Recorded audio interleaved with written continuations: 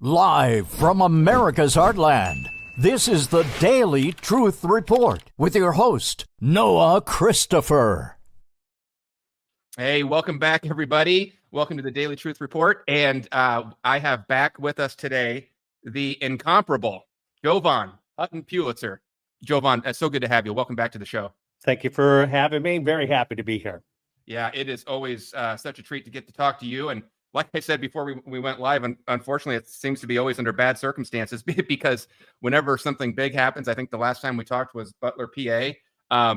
There's no one better to go to than you for financial or forensic breakdown and analysis and just common sense analysis. So that's what I wanted to do. I wanted to talk through. There's so much happening with this Charlie Kirk thing. Maybe some things real, some things not. Right. We want to talk about that. We want to talk about Arizona. Obviously, you really burst onto the political scene with the Arizona audit and all that stuff. And there's a lot happening there that actually might be tied into this. So we'll talk about that on the second half today. But we're live. It's Saturday afternoon. I know people are busy and out, but we are live on Twitter, on X. We're live on Rumble, and we're live on YouTube. So if you're with us, we'll take questions. We'll make it interactive. Go ahead and drop a comment wherever you're at. Please like and share this so we get it out to more people. And that helps more people see this because it's not every day I get to have Jovan on the show, and I really do appreciate it. I love asking you questions, and then you finding out kind of what you're thinking and just having this great discussion. So, well, let's do it. Let's talk about the whole Charlie Kirk situation. It seems to be getting weirder by the day. I mean, just this morning, I saw it going viral on X that all of a sudden this roommate that we keep hearing about is and we're live on YouTube, so I'll say a T-gender. Right. And the first time I saw it, I thought, oh, that can't be. That's just fake news going around X. It's now confirmed. Right. All major news sources have confirmed it. So that's weird. But I have a whole list of notes here, Jovan. Maybe we can just take them one by one. But so many weird things around this. And just to preface this for everybody, and then I'm going to stop talking and let you talk because that's who people want to hear. But I just to preface this, there's a lot of people out, not a lot, but there are some camps of people that say, oh, Trump and Butler, PA, that was all staged and he just wanted the sympathy and it was all fake. I've never been of that mindset. I don't think you are either. There's people that say this is all staged. It's all part of the big operation and you're going to see what happens. And all these people were arrested back in 2020 and now they're replaced by clones and bots and whatever else. I'm not going there either. But at the same time, there are things that we look at and we can see with our eyes and just use our common sense. And we can say, this doesn't look right. What you're telling us is not connecting. I do want to make, from the last time we talked, my earlobe has changed. And so don't shoot this side of me. Yes. Be very careful because my earlobe's different. Exactly. Exactly. Well, let's just take in no particular order. You were one of the first people I saw post about this, and maybe I'll get a screen share going here in just a minute. But you caught this. I saw a couple other people caught it, and then I went to Amazon and checked it out myself, and I caught some screenshots of it. They've since pretty much scrubbed it all. Right. But let's start here. There were books on Amazon, and Amazon has a little box or a little area where it says published date. There were books about. It says that it's like the Charlie Kirk assassination, what happened in Utah. And they were published date 9/9, which is one day before he was actually shot. Then there were another whole stream of books published on 9/10, and then which you say, okay, well, they just got it up real quick. They used AI, but you can't list that quickly on Amazon unless you have some sort of inside connection. It's a 48 to 72 hour process at best. So that means they started that 9/7, 9/8 at best. So here, let me just turn it over to you, Jovan. What in the world is because I saw it with my own eyes. That was up there. What do you make of that? I couldn't believe it when I heard rumor of it that there's the story of the day Charlie Kirk got shot or got killed, and then here is a book. There was both a regular book and then an ebook. Of course, I know a lot about publishing because I publish so many books, and then for it to have a date of publish, which is something that automatically happens. You cannot modify that date. Okay. You can't modify that date. It's something that just happens automatically. But more importantly, it's not the day that the person submitted it to the server.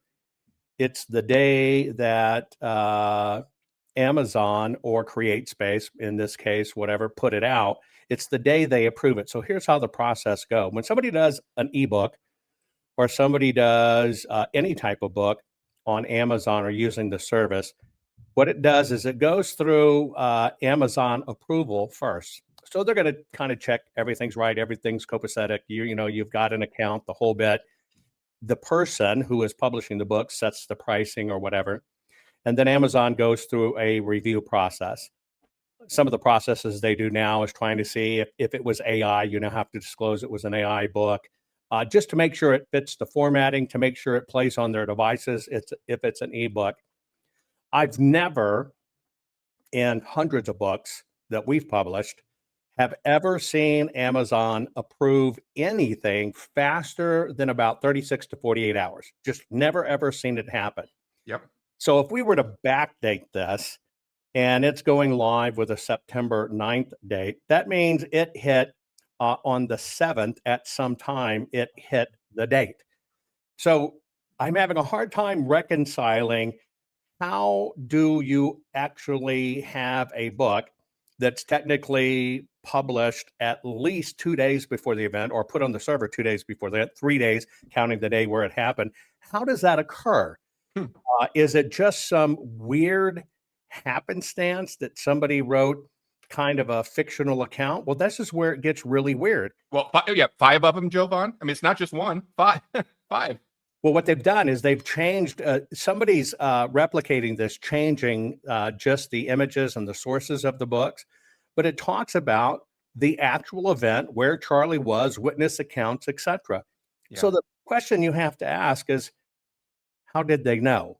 How did they see? So you could think, now AI could conceivably write a book like this. It could.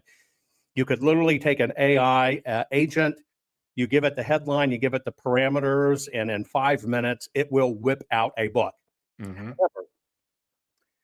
that's still not going to beat the date that the event happened. It's still not going to be able to publish that fast or backdate the publish on it. So this is what I have the most questions in all of this about Charlie's assassination. And we lost a great person. We lost a person who would have been one of our vice presidents and certainly would have been one of our future presidents. Exactly. Literally, how? Now, this author and the book and all history of it's now been scrubbed. It's been scrubbed all over the place. I don't know if you're showing a new live event and they've gone back up with other ones. No, this is an article we wrote documenting the screenshots. Yeah, so they scrubbed it as soon as it broke. I put it out there. A few other people put it out there. Man, it got scrubbed really quick. Now, if we were to look at this from a forensic standpoint, anybody can publish under any name they want. However, to have an account to publish a book, literally, you have to have a verified identity. You have to have a verified company set up that has been approved by Amazon. It means it has a phone number, an address, and a bank account tied to it. I'm hoping, and I had a few back channel discussions with various people, that Kash Patel gets right on this. I would like to know the circumstances behind this book. I want to know who this author is, pseudonym or otherwise. I want to know who it is. I want to know how they came up with it. I want to know what system they used to put it in. You got to ferret out first, was this somehow a quirk in Amazon's system? I don't think so. I've got hundreds of books there. I've never seen this happen before at all. Right. So I think there's some explaining to do. Luckily, there is a forensic trail to follow. Yeah, and so I'm trying to figure out what the motive would be here. I mean, you know, there's a forensic trail if you've done this. You know, you're drawing incredible attention to yourself. What, you're going to sell a few books for $9.99? What's the logic behind it? Well, what I haven't been able to connect yet, I have found there are 2 songs out there, and then there's this book. So even on SoundCloud and some other places, evidently somebody, has published some songs about shooting Charlie Kirk. I haven't found the connective tissue yet, albeit we've been researching a lot of other things as well. But I'm wondering, was there some sort of underground group? Was there some sort of Reddit group? Was there some sort of Discord server? Yeah, could it be a Discord where this was the theme, and there was the theme of Charlie Kirk getting killed? we need to kind of backtrack it. Now, it'd be very interesting if, in fact, this fellow who has been arrested for it ends up being part of those groups. I'd like to see that connective tissue. I'd like to see what brought it about.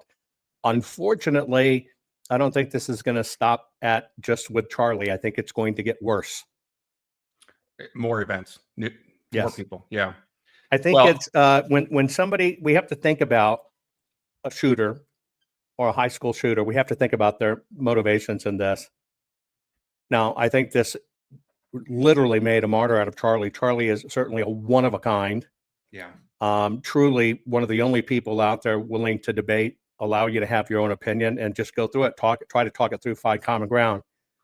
But I think now with the media behind it, how much this has gone viral, I'm worried that people that have this kind of psychopathy that can do something like this have various ideologies and lifestyles that they think conflicts with the right or otherwise. I'm worried about how this one, people may think it'll get their name to live on in infamy. That's why I think this is more dangerous than we know at the moment. Okay. Well, and I published something this week that I think what could be really bad, I'd love to get your thoughts on this, would be another event, a copy, some copycat of sorts, but from the other side. You take out someone, and I'm certainly not calling for this, but someone like an AOC stature or someone like that is the next person. Then you've got a civil war in this country. Well, I've always thought that deep state, bad guys, evil, whatever it is, wants to draw us into civil war. I am hoping that people keep calm. Yeah. Right now, you have to think, what would Charlie do? This wouldn't be a battle cry to take up your arms. This would be a battle cry. We've got to talk more. We've got to get out there more. But yes, it's a double-edged sword here. I think in the extreme crowd on the left, they may try to play a game of, can you top this? Remember, this is different than any other school shooting, because even though it was technically a school shooting, it went around the globe. World leaders talked about this one. Yes. So now there's a new, can you top this game in town, not just to be remembered as the kids that walked into high school with black trench coats and, try to get as many points as they could by killing people. I'm worried that there's going to be a game of can you top this? Then I now worry about the rhetoric. We live in a time where we have more access to information than we've ever had before. We get this literally in real time as it comes across social media. With so many wild theories going out there, people being irresponsible about the wild theories, and everybody being on edge, there is a very strong chance that people that have allowed themselves on the right to stew in hate rather than to get deep immersed in knowledge of how to deal with it, I think statistically there could be a chance that someone who is associated with the right or wants to be associated with the right, this might be enough to push them over. Charlie was one of these universally loved people. Yeah. He didn't intimidate people unless the news was talking about him, but he didn't intimidate people, always had a smile, always had the facts, truly, truly a one of kind. We lost something exceptionally unique with Charlie. Yes. And I think that's going to hurt so much. We've all gone through these things over the years, and Butler or otherwise. But when I watch the sentiment, I'm seeing people that I've observed online for many, many years are going even a little bit further, that this is just too much. Now, what that would do is that would hand it back to the left. Right now, Charlie's death is not in vain, because it's making people on the left realize this is not the left I joined up for. This is not the Democrat Party I want to be associated with. I'd hate to see that yanked away if somebody was to go out there and try to take out, God forbid, somebody on the left as retribution. That would be one of the worst things that could happen to us. Well, and so how about this? I mean, so what you're describing is, someone on the right or wanting to be on the right goes out and does it, and it's a lone wolf, or they think they're going to get their day of fame or whatever, or they're going to get retribution or justice or whatever. We also know that there is a deep state out there that needs President Trump distracted. They need this country in chaos. They need his agenda not to go forward. So if I worry about that deep state striking and doing all this and just kicking it off, and then we've got 3 years of just total chaos in this country, and Trump's term runs out. That's very likely. I would give you an example. I'll call that a cultivated, not a cultured, but a cultivated conservative that they curate. If we were to go back to Butler and we were to look at the kids supposedly doing it on Butler, but then within 2 hours on the scene, the FBI was cleaning the top of the building in the blood. That was totally out of character. Yeah, I would not put it past the system to have somebody ready-made, ready-curated, thinking they're going to do this country a service that the deep state uses to make it look like it's somebody on the right doing something. Of course, that person won't survive. They'll execute them right away. Right. But it would give them the rhetoric runway they need to kind of push everybody into civil war. That's why everybody has to realize they want civil war. They want civil war. And it's very simple, folks. The only thing that is saving the United States of America right now from falling like every other republic is our gun ownership. The one thing they need to fall is our guns. Now, they're going to try very hard to get rid of our guns before they create our financial system where we're all slaves to the system and go digital. Right.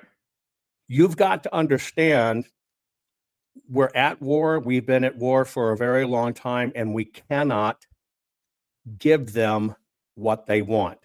They are looking for a way to trigger this so they can repeal our Second Amendment and get our guns. That's our only saving grace. If we get to that point, it's over, folks, and we cannot let that happen. We have to fight that smart and with knowledge, not what everybody getting online and say, get your guns and get in the streets. That's absolutely wrong and should not be done. We have to be smart about this. And then you have to understand this is a psychological anchor. They're using psychology to push us over the edge. And by the way, that is, sticks and stones, you literally have to kind of stand your ground, but stand your ground not being triggered to do it. Stand your ground just to continue to spread knowledge, exactly what Charlie was doing. That's our weapon we have to do right now. Yeah, well, the gun grab seems painfully obvious at this point. I don't know how many of these things are real is not the right word, but how many of these things are fomented or like you said, cultivated and pushed over an edge. But we, at the very same time, the very same day, the very same afternoon of Charlie Kirk getting shot, you have a school shooting in Denver at the exact same time. Then a few days later, you have another shooting, I think in Maryland, school shooting. And then that same day or the day after, the U.S. Naval Academy is on lockdown because some deranged person went in and shot it up. I mean, how many events can you possibly have in 1 week that before you start saying they're just throwing as many as they can until they can push this thing over the edge? Yeah, if I had to step back and look at it, we'll go back to the Las Vegas shooting when Trump came in. Oh, yeah. In my estimation of looking at it, what they, meaning the system, felt would happen was Hillary would be president, and that would have been the event to basically get rid of, high capacity magazines, rifles, etc., to get our guns registered, the whole bit. They never expected that America would resonate with Trump and people would get off their butt and vote, and Trump got in. But they still had to go through. You don't plan something like that and just stop it. They needed that because they just used it the other way. They turned it into something that Trump had to deal with.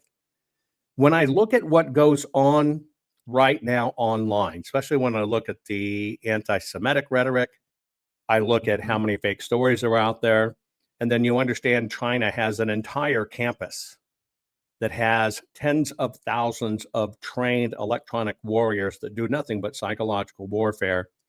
Then I think it's pretty easy to understand how many different people they work on nonstop. We learned it in Michigan with the Whitmer fake kidnapping, that our own government will do it to us, and we'll have all these guys that are playing a role so they can get 2 or 3 guys convicted so they have a story. And so I do think that they're pushing buttons and pushing buttons fast. And I think that's because they're not 100% that they're going to get the midterms. That's what they want. I think they're kind of arrogant about the midterms. Joaquin Jeffries is saying they're going to win it. If they do win the midterms, then what they're going to do is immediately begin new impeachment against Trump and get it and do it under the emoluments clause. Is going to be very serious. And so right now, I think they're just trying to weaken the system, trying to see what's working, what's pushing America's buttons. But the end result, civil war. And they either want it before the midterms or they're going to try to get it right after the midterms, because technically they're going to try harder this time to take it back. We haven't seen anything yet. Yeah. You know, that brings up a good question. When I had you on before the election, or maybe it was slightly afterwards, we talked about, and you said, very prophetically looking back now, you said things are going to get worse before they get better.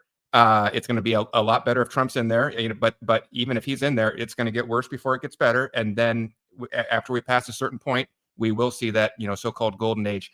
Now that we're 9 months after the election, or after the inauguration, where do you see us in that process? It feels like we're still dead in the middle of it, but do you see the light at the end of the tunnel, or is it getting worse? Yeah. No, nothing's changed. And let me tell you why.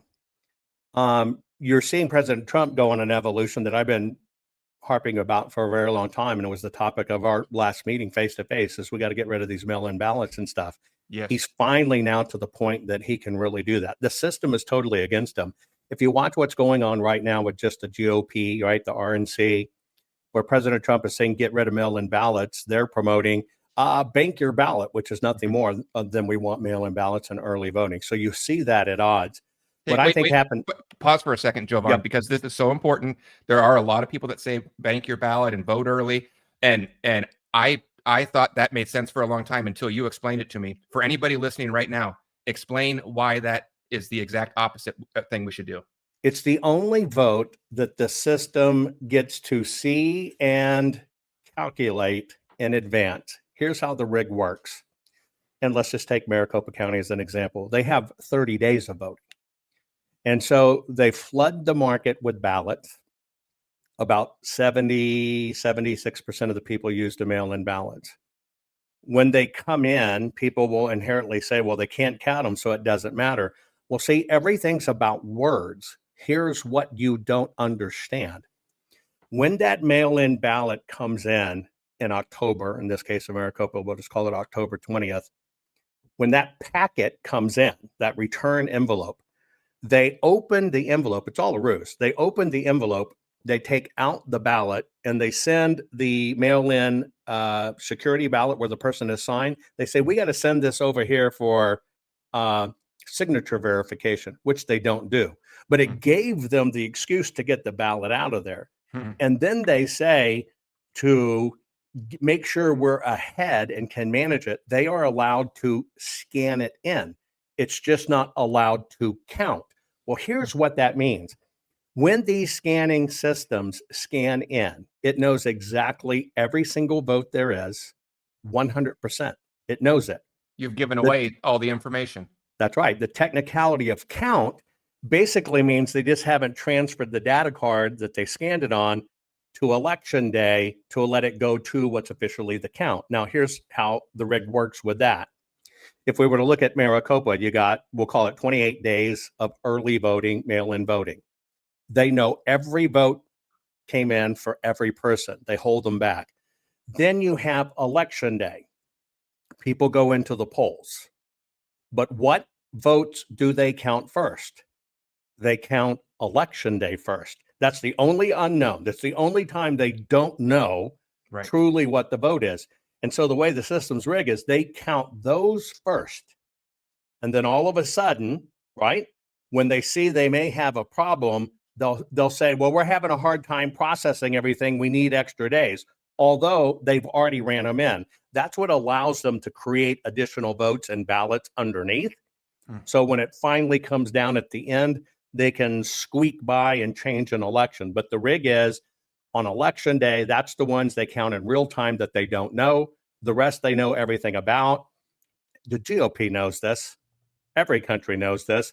So you have to ask yourself, are you too damn lazy to get out there and vote for your country on election day, that you have to send it in where you know they're going to know every single vote that's on those ballots? They know it. They have it. You're going to give them that actionable intelligence? I think that's foolish. Oh, it's just so evil, such an evil system. What about, let me ask you a devil's advocate question, because I have, ever since you educated me on this, I've been a strong proponent, and I've preached that myself now. But I have had people email me, elderly people, that say, I literally can't leave the house. If you take away mail-in ballots, you're taking away my right to vote. What do we do for those people? Well, it's just like anything else where you actually, chase a ballot where somebody had a low propensity voter votes it. It has to be with a bona fide excuse, a bona fide age. So you're going to have to, basically be in a hospital, or be that you're immobile. Those things are known. They're known in the system. They're known in Medicare. They're known otherwise. It can't just be an open, willy-nilly system that if you want to vote by mail, you can, meaning we can't have no excuse mail-in voting. What I would do as president of the United States is I would literally declare it a national holiday, and where I'd spend my money is setting up shuttle services or certified ways to pick those up. Yes. That require a perfect chain of custody and a photo confirmation of the person saying, I'm depositing my ballot, where you've got a person with it. You don't know what's in the ballot, but you got a person that you can confirm did it. There's many ways around it where we can still keep it and do it right. You just can't have blanket early and blanket mail-in voting. Yeah, excellent. All right, well, let me get back to Charlie Kirk, because I've just got, maybe we'll go a little rapid fire on this, because there's so many weird things that I just would love to get your opinion on. Let me go to the first guy they arrested, and I'll share my screen here for anybody that hasn't seen it already. I think most people probably have, but this first guy they arrested, and I'll play it with the audio. We know this wasn't the guy. Everyone thought this was the guy right away. They called him the suspect, and then he wasn't. But the weird thing is he starts shouting, shoot me, shoot me. Let me play it, and then we'll talk about it. Shoot me! Shoot me! What's that? We don't know if it's him or not. Okay, that's enough of that. There's also been rumors that he was at other big events. I have not verified that myself. I don't know if you know, but what's going on with this guy? If you're clearly not the guy, why? Who yells "shoot me"? Well, maybe it's a case of wannabe suicide by cop. I don't know. How I understand the situation, as I understand is the information I have is, as soon as the shot rang out and people were freaking out, he basically kind of stood up and said, I did it. I shot him. Now, I'm wondering how much time did that delay the system that allowed the real shooter to get away? So what I would be doing if I was, what I would be doing, it was this some sort of, I know it's weird and it says that's a bigger conspiracy here, but if you were to look at Hamas or some of these groups that use suicide bombers, they now would do it two-stage. They'll set off a suicide bomb. They will wait for all of emergency personnel and responders to get there, and then they'll strike again so they can take those out. Well, this is kind of a pump and dump as well. It slows down policing efforts. It slows down search efforts, because what you hear is they got him. Somebody admitted they got him. And so that's why he was basically charged with obstruction of justice, because he kind of stopped it for a moment. And I want to know a lot more about his background. Now, we know he is a Democrat. We know he's highly active in the Democrat Party, has been to things. I want to understand some of the connective tissue here. Now, maybe he's just off his rocker. Who knows? Right? Yeah. Maybe he had nothing to do with the shooter, but he could have been one of these people who had evil in his heart, hated Charlie Kirk, and go, oh, I can maybe help this guy get away. Who knows? But I think we need to look at him deeply. Yeah, maybe just clinically insane too. Who knows? Yes. Okay, that's strange. All right, let's go to, like I said, rapid fire a few of these. Let's go to the guys behind Charlie who were part of his security team. And I'll play this video too in case people haven't seen it. I think probably they have, but let me just play it really quick. I want to get your thoughts. I think maybe some of this has been debunked, or at least the men have come out and said they've been with him a long time. Yeah, not only just on his security, but friends of his. But Right. Watch this and tell me what these hand signals look very strange. Let me just play both of them. Here's the first one. See the guy in the white doing it with his hat and making it looks like he's trying to tell someone to steal second. Very strange. I don't want to get the shot in there. And then here's number 2. Watch the man in black, who also looks strangely familiar to the guy that was at Butler, but I don't think it's the same guy. But let's play this. Here's the guy in black. You see him behind. I mean, that is definitely like a baseball call signal or a shooting signal. All right, let me turn this off. Go ahead, Jovan. What do you think? First off, let's just look at this from a forensic standpoint. And I call bull crap on this early on, but let me tell you why. First off, the fellow in the white hat's a local pastor friend of Charlie's. That's number 1. Number 2, we have to sometimes look for the second right answer. He's holding a phone. He's recording the crowd, which means he has one hand tied up, one hand free. They're outside, could be anything. It's the time of year in Utah where you have about, Utah, Montana, Idaho, and all that. We have these weird flies that come out this time of year, biting flies. They're kind of all over the place, right? So we don't know if that could have happened, etc. But let's just look at it from a logistics standpoint, that it was arranged. It was waiting for the right signal to do it. So now let's analyze the scene. First off, the throat that this fellow shot down was a bowl. It's kind of like if you were shooting down the neck of a guitar into the little round place where the sound resonates out of the guitar, into the bass part of the guitar. Charlie was setting lower. He was higher.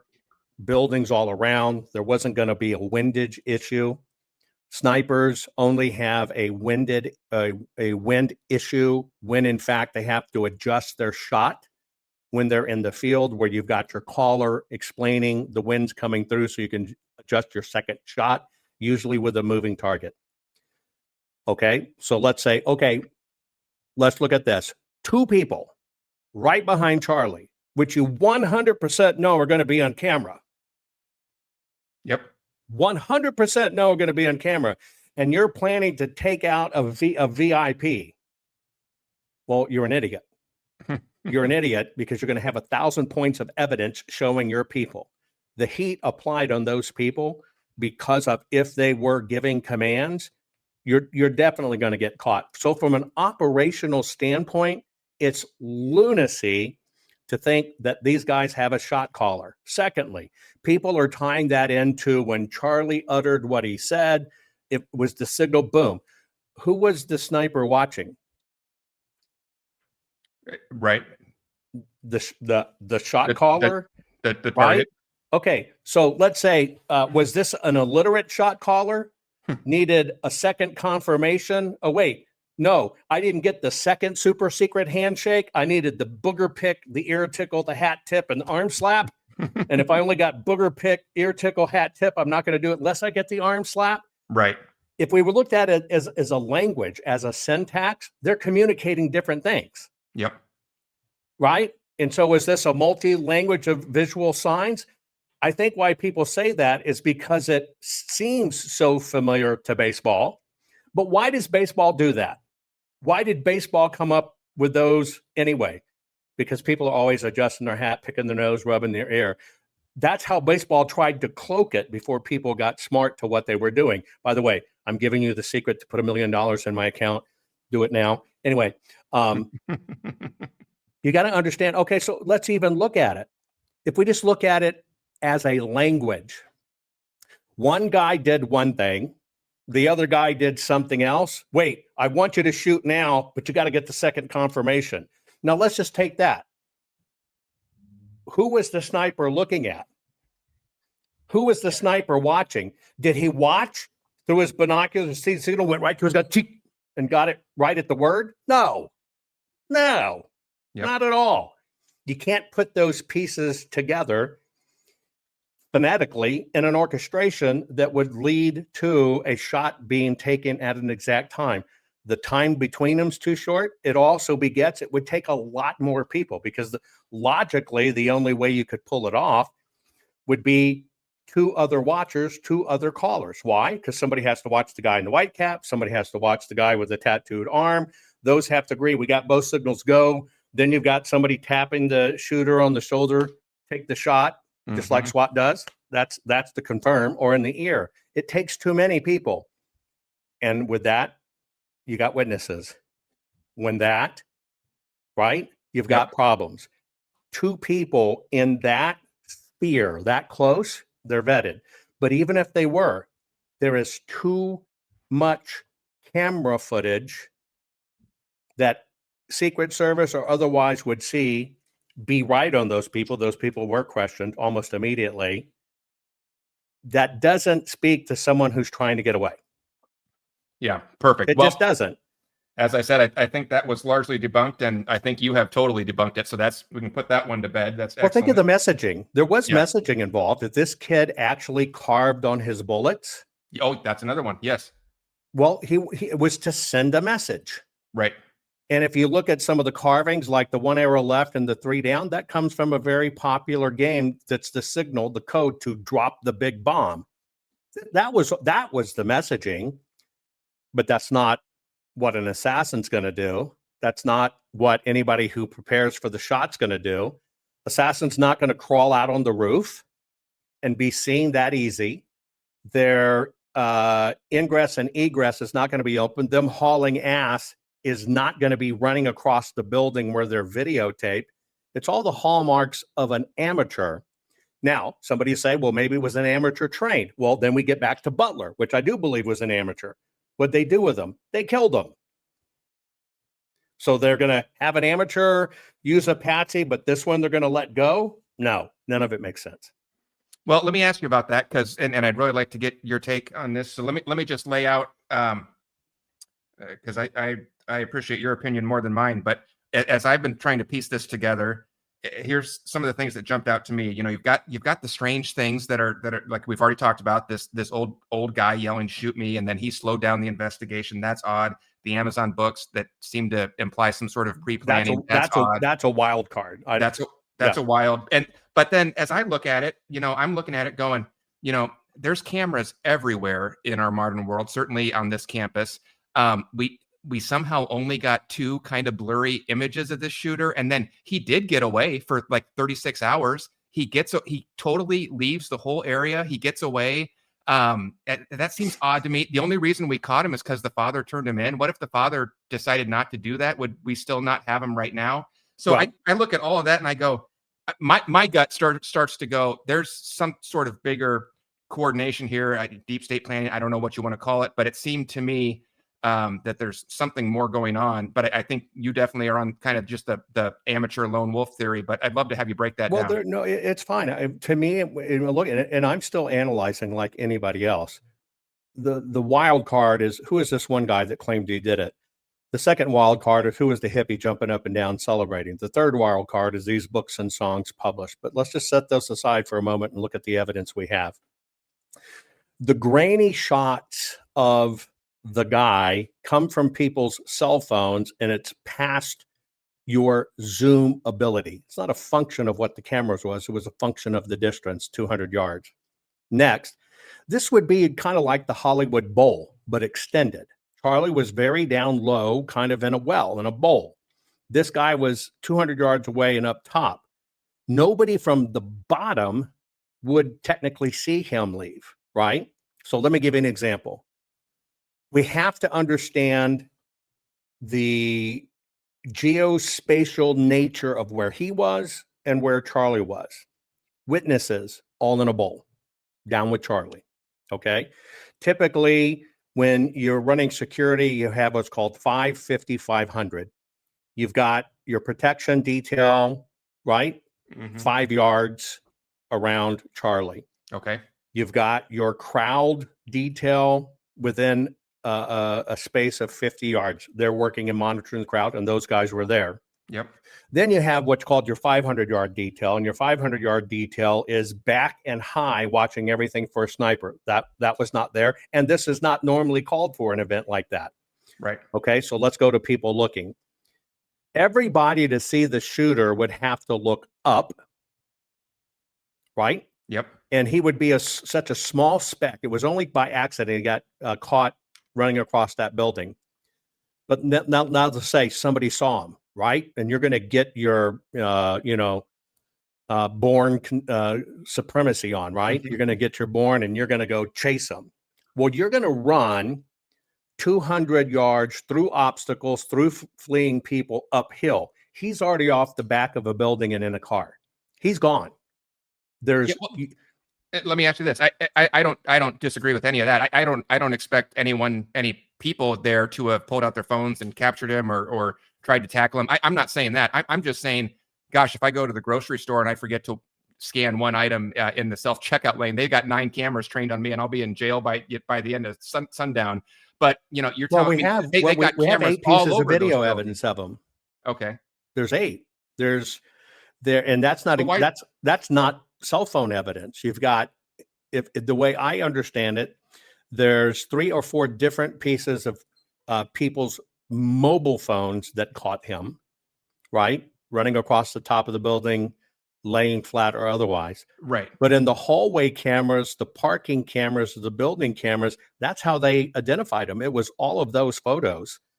Clearly seeing his shirt, clearly seeing when he came in and he parked, clearly seeing him changing his clothes that caught in all of that. So there was tons of video footage. Oh, well, I only saw 2 photos then. So I missed it then. If there's more than that, I only saw 2. That makes a lot more sense. Also, let's understand the delay here. And here's what I mean.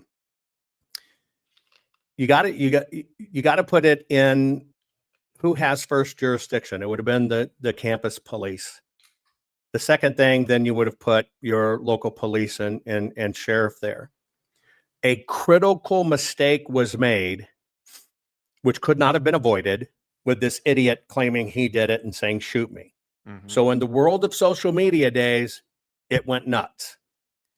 So now this police department, every investigating force that's on the ground, they're trying to figure it out. And you got this one bozo, long-haired, jumping up in town, right? They got Charlie, they got Charlie, they got Charlie. He's jumping up and down, like pumping the fist. Yeah. People are saying it's like he's signaling the sniper. No, it's the only way you can turn and everything's uphill. And he's going, yeah. Well, they had to investigate that guy. Everybody saw that guy on camera. Every news station ran with it. Yep. They had to say they were questioning him, and it's 2 duds. That's 2 black marks in investigation right there. And so I think what they did was right. They shut everything down, okay? Yep. Because they were looking at footage they didn't want to talk about first, they shut it down. They didn't lock everybody down because they knew this was a one-off. And then they methodically go back, and we've got to find this person on all these cameras so we can kind of triangulate where he is. Right. Now, I do believe they would have found him because they had his car. They already knew his ID even before the pastor and the parent did it. So I think might it have been another couple of 3 or 4 hours, maybe, but I think they would have apprehended him. Now let's look at him. He was sloppy. He talked about it on Discord. He had friends. He talked about it too. He had people that he had gone to school and that knew he was this way and made these intonations. And now they've interviewed his trans roomie lover who has said the same. So this guy talked a lot. He was going to come up on radar one way or another, right? Yep. And as I understand it, the pastor and the dad basically talked to him, says, you got to turn yourself in. It took a little bit, but he came around to his senses and literally he turned himself in. Yeah. That's my understanding of what happened. Yeah, me too. Okay. Very good. Wow. I mean, if you're planning an assassination, come on, you're not going on Discord. Right. You're not bragging about, which he did. You're not bragging about, I've even marked the bullets.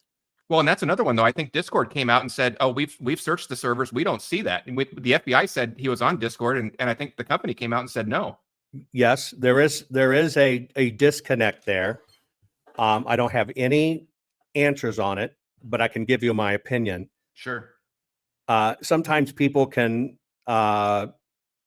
mistake Discord or some of the gaming platforms and or Signal or whatever they just used. Maybe it was Discord. But I can also say, because of the heat of some of the Discord channels that people have been moving to, Discord might want to disavow it. Yep. They may see something that got past their moderators because it was allowed, because it was Trump derangement syndrome, and they were in a world of shit and hurt, said we can't be associated with this festered on our servers. They have a lot to lose. Right. We don't know, and nobody has actually produced.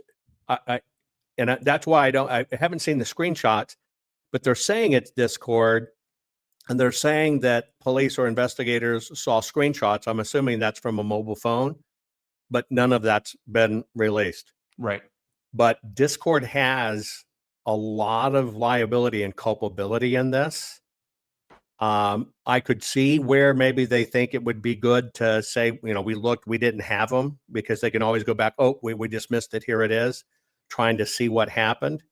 But I would think standard protocol would be, we didn't find anything, to disavow it and hope it goes away. Yeah. Jovan, how hard of a shot is that to make? The shot that killed Charlie, and especially aiming for the neck. I mean, I don't know if he. Walk me through it. Well, hang about this. And this is what I told people. One of the things that came out is that's a professional shot because they kill him in the throat. They shoot you in the throat. An assassin doesn't shoot you in the throat. Total horseshit. An assassin's not narrowing down their shot, right? They're only increasing the odds of their shot. It seemed odd, unless you either you just missed, or you are not a professional, or you thought he was wearing some sort of. I think it was a lucky shot. Okay. When I analyze it and look at it, he was using a Mauser, right? A little older bolt action. Most people don't know this, but the preferred weapon, if you're going to take a shot as a sniper, is a bolt action. It's a much more stable platform. You're not using an automatic platform. This particular one is a little bit slower bullet than if it was using what a sniper may use traditionally, like a 308, right? So you're getting about 800 feet per second slower. It's still over 2,000 feet per second, Yeah. but being in that older platform, you get what's a more stable bullet. Okay. Right now, at this particular shot that was taken, I looked at all the windage and everything going on. All of the reports saying it was fluctuating between 5 and 10 miles per hour. That means he had a variability of anywhere from 2 to 4 inches that the bullet would move at a distance of 200 yards. I mean, it could be off that. Wow. And so if I logically think about it, because it was a centroid shot. He was lined up with Charlie. He wasn't off at a distance, wasn't really shooting at an angle. He was basically like, think of a guitar neck. Yeah. Up here at the where the guitar strings and everything are. He's up here and he's shooting straight down that line, right, to the end of the frets and the bowls there. So he's lined up with Charlie. When I think about the windage, I did all the math and everything else on it to try to understand the shot. I think he was aiming for center of gravity, just to hit him right in the chest, because he's a high riser, right? Mm-hmm. He's sitting on a high chair. That's the most is. Yeah. And I think between windage and nervousness, I think if he would have been any more nervous, Charlie would be alive. I think he just sheer happenstance, it caught Charlie right here. Wow. Okay. So I think it was not a good shot. Not that any assassin shot's a good shot for somebody taking somebody out. I think it was a lucky shot at best. Wow. Okay. So not intentional, in your opinion? No. It was intentional. No. What? Not in the neck. No. Not intentional. The neck, the throat, the jugular has nothing to do with it. Wow. You have to take the size and scope of the shot. When people were saying that he went for the carotid, right, that's what this is. Right. You have a 1-inch target. Yeah. Right? To cut that, to hit it, just like Trump's ear, which is even less. Mm-hmm. If you assume that was a shot at the carotid, then you basically have to assume that it is a shooter that can shoot and hit a quarter dead center at 200 yards. All the other evidence that we know about this guy says that ain't shit. Okay. A sniper does not take that chance. A sniper gets paid to kill. Period. A kill is a kill is a kill is a kill. Right? Now, there's, the Mexicans will give you a Colombian necktie where they'll slit your throat, reach up, grab your tongue, and pull it out your throat. That's to send a message, but that's close quarters. It's not an assassin. Yeah. And so what I see, somebody who used enough of a rifle, 100% steady, he was shooting down. Yeah. Down, which means he laid his gun. It's at a very natural angle just to be looking down the barrel of that scope or whatever, scope or Oculus he had. It's going to be perfectly stable, right?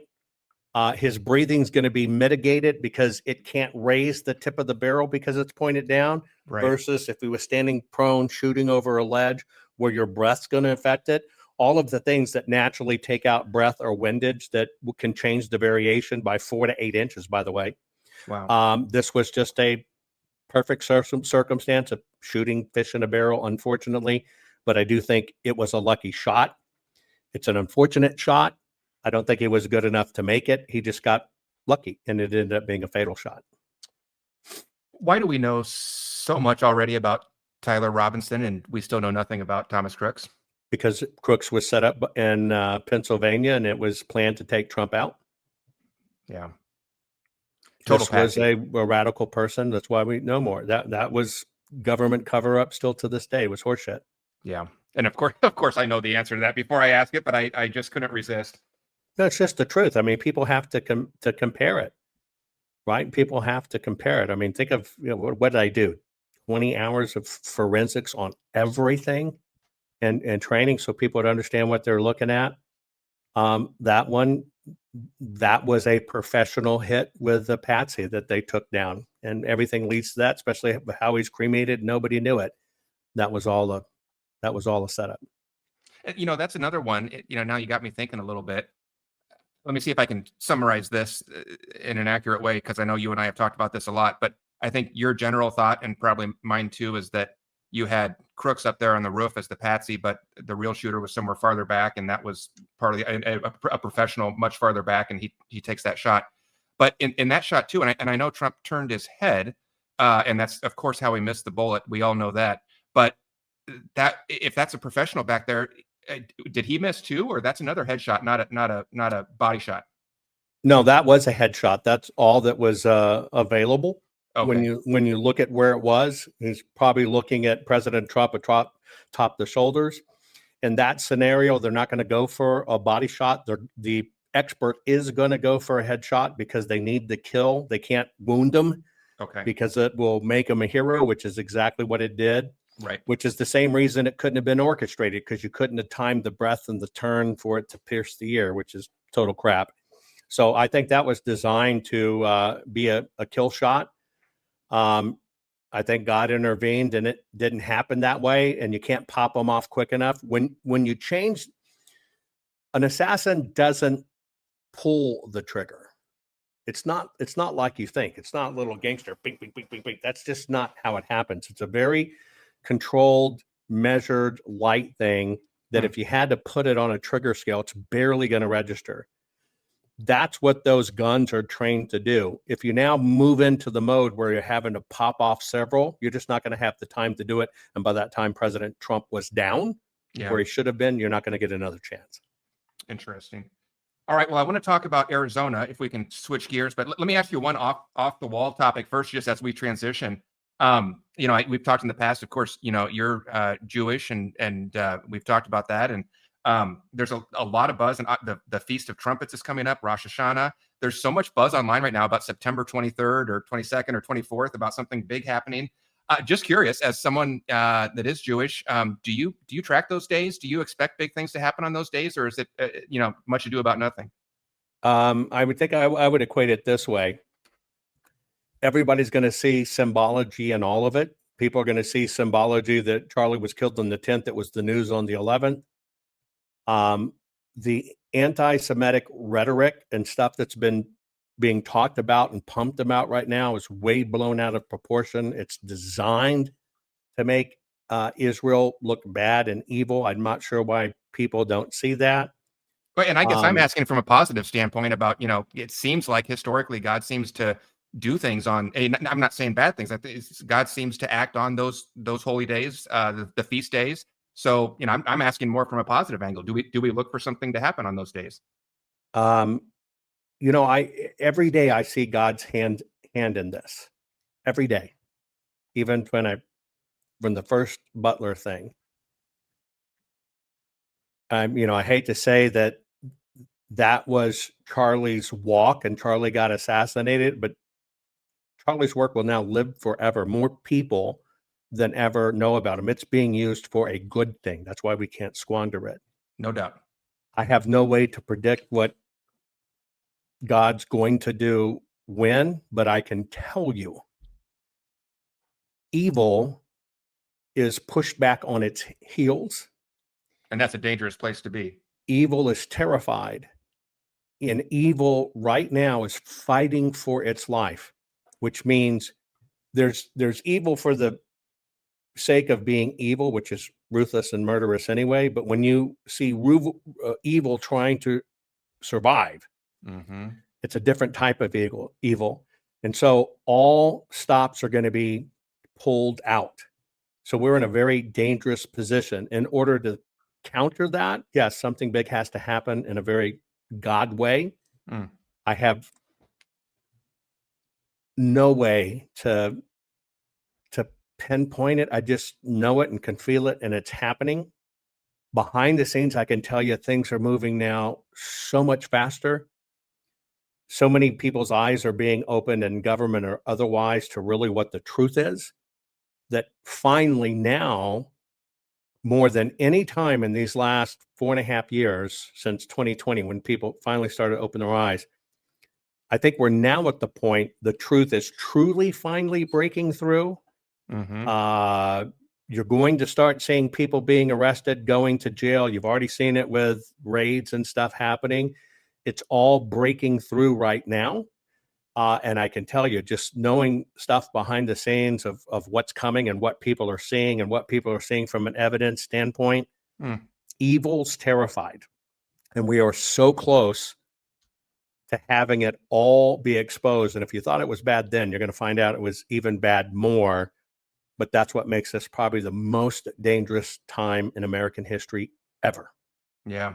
Well, it certainly feels that way to me too. And it seems to I don't know that I've ever seen any other time in my life, and I actually thought it would go the other direction, and for most of my life it has. But in these past few years, maybe I would say, the amount of you call it revival or whatever you want to call it, but big names, people talking about God or their faith, and I know Tucker's controversial these days, but Tucker, every other show, he's talking about the Bible and everything else. And there just seems to be this resurgence of people that I never thought I would see. I thought that was gone, and it's back. Big athletes, big people on that have shows, and it seems like the veil is off, the cover is off. To like for a while, you had to kind of ignore it or not say it, but people are just boldly going out there with that now, and it's incredible to watch. Yeah, more people are being uncuffed and unshackled, but that's part of DEI and stuff going away and cancel culture now being shunned.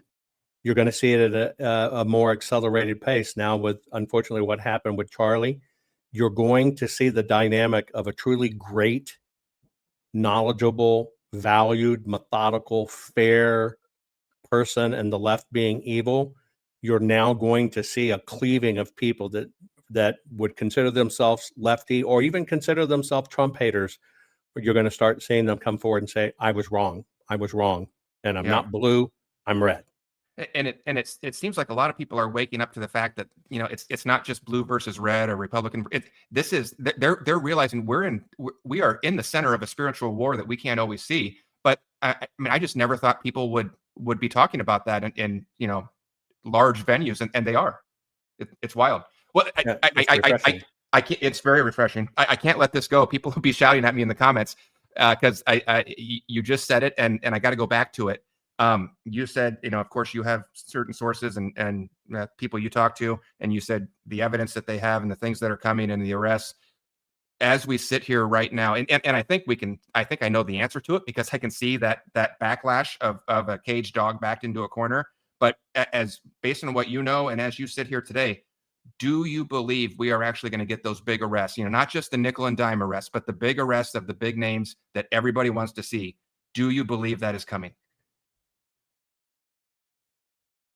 I think you're going to see arrests that are going to shock the world. And I think you're going to see arrest of people that you knew were bad.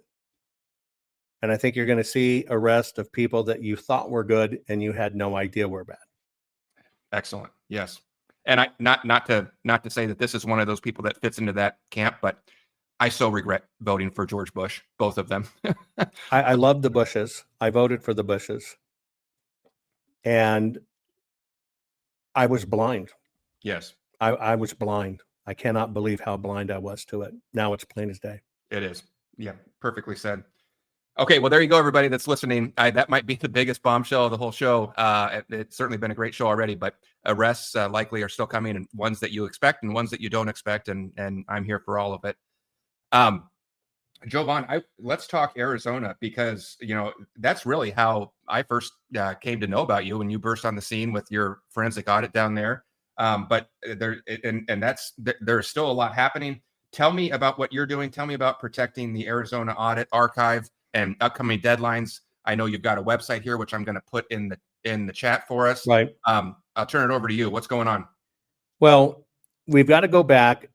I think many people are now waking up that when it comes to election integrity, there has been an incredible amount of psychological warfare going on. In fact, we spoke about it. How can the President Trump say we got to get rid of mail-in ballots, but the RNC say bank your ballots, which is only code for mail-in ballots? Mm-hmm. It's a war. And it's a war of political systems, operatives that are taking money, and people that just want to get America fixed. If we were to go back and look, there were 64 lawsuits that were brought, we'll call it Trump allies, regarding the 2020 election. The first 20 lawsuits that came forward all got dismissed by the courts. Things you heard like you don't have standing or they don't have merit. Oh, but you never heard that. We always just heard that they were dismissed, leading people to believe that the lawsuits were bogus and there was no fraud. That's right. Whatever. Well, that was. The media plays a trick on that, but here's kind of how it works. It's a real simple process.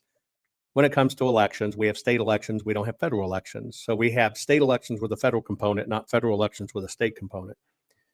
And so since each state has its own laws, its own rules, its own things to decide that it wants to run on the recommendation of the Election Assistant Commissioner, the Help America Vote Act, and then its own constitutional laws, it all has to be ferreted out at the state level. Mm-hmm. Now, what many people did is they filed lawsuits and they tried to accelerate them by going directly to the federal level using a federal statute, because it was primarily about, President Trump, and that was the federal component in the state election. When you go to federal court, or even when you go to the upper courts, you have a requirement that it has to be heard by the lower courts. And if it hasn't been heard by the lower court, the federal court or even Supreme Court says, nope, you can't bring this here yet. You haven't gone through the process, and they kick it out. They're not kicking out saying we won't hear it. They're saying we won't hear it now because you got to go back to state because this is a state issue. Mm-hmm. So the media played a con game on a lot of this by telling you they had no merit, and that was not true. Well, the first 20 cases that came out of the oven all basically said it's the machines. The machines changed the votes. They took away from Trump. They gave to Biden. And then you had this stuff about one part of the con was we heard supposedly one of the executives of the election company went on to an Antifa call and says, don't worry, we've taken care of it. All of that got triangulated in with people saying, and it went to China and it went over here and it swapped over here. Well, number one, it was all bullshit. It was all bullshit. Now, What happens is when you focus on the machines, all of the rules regarding the machines are voluntary. There is no enforcement action. The Election Assistant Commission rules are voluntary. The HAVA rules end up becoming voluntary. The states say, oh, well, we just follow the recommendation of the Election Assistance Commission. Those recommendations says all of this is voluntary. You either do use security or you don't, you get to choose. Well, that means none of them were enforceable. But because you have to show how the crime occurred, what the crime did, what did it change, who did it benefit, and then ultimately how it happened, meaning you have to show the program and stuff. Technically, in the eyes of courts, there was no evidence. See, it all is about the burden of proof, and this thing is called reasonable doubt. It has to be relevant, it has to be provable, it has to be testable, and it has to be duplicatable. And so a lot of these things came out that I did math and it's a 6-degree polynomial and here's the algorithm and well, the courts do not allow that. Well, unfortunately, in all of these first proceedings, people took all of that stuff, which was never really vetted, and they jammed it into the lawsuits. That gave the system an excuse to kick it out because every bit of it was not provable. You can't prove it. You can't not only prove it beyond a shadow of a doubt, you couldn't prove it was the two things you need, which is called relevant and reliable. Let me give you an example. When a mathematician comes forward and said, I looked at the census in 2004, and I looked at these 4 counties in Minnesota, and then I did this math thing here, and did I trade with this, and I did it here, and here's what I think happened, and here's how it was done. Well, the first thing you have to ask yourself in a court of law, is that relevant? So I'll ask it to you this way. Can you look at the 2004 census and find anything relevant in the 2004 census that shows a vote was swapped one way or the other in 2020? I sure wouldn't think so. You can't. Okay. No. So the next thing, one of these things said, I took a percentage of the voters here. I took a percentage of the voters here. I took a percentage, and that's how I came up with what it should be.